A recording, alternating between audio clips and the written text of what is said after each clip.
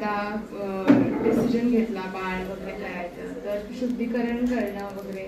जसं ट्रीटमेंट इथे होत आहे एकदम व्यवस्थित सगळं सांगतात सायली डॉक्टर एकतर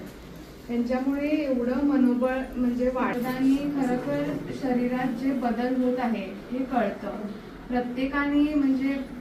सुरुवात म्हणजे जेव्हा आपण डिसिजन घेतो की बाळ करायचं आहे तर होत आहे नाही होत आहे हे विचार न करता पहिला शरीर शुद्धीकरण करणं शरीराची तयारी करणं हे महत्त्वाचं आहे. असंच प्रेग्नन्सी कसं म्हणतात बाय चान्स असं नको म्हणजे असंच झाली असं नाही तर पहिला शरीराची तयारी करून मगच बाळ राहिलं तर त्याचं बाळासाठी पण ते चांगलं असतं आणि त्या बाईसाठी पण चांगलं असतं कारण की बाळंतीण म्हणजे असं म्हणतात की एका बाईचं दुसरं जन्मच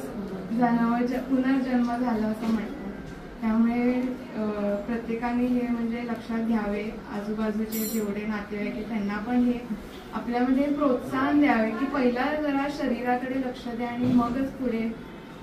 डिसिजन घ्या. आणि एवढं छान इथे म्हणजे जे संशोधन केलेलं आहे शहादा मॅडम डॉक्टरांचं ते मला नाही वाटत एवढं मी लोकांचं बघितलेलं आहे. आयुर्वेदिक बरेच असतात पण ह्यांच्या आयुर्वेदामध्ये नक्कीच काहीतरी फरक आहे आणि जसं ह्यांनी हार्टफुलनेसचं सुद्धा साथ घेऊन जे करतात म्हणजे आपलं देवाची साथ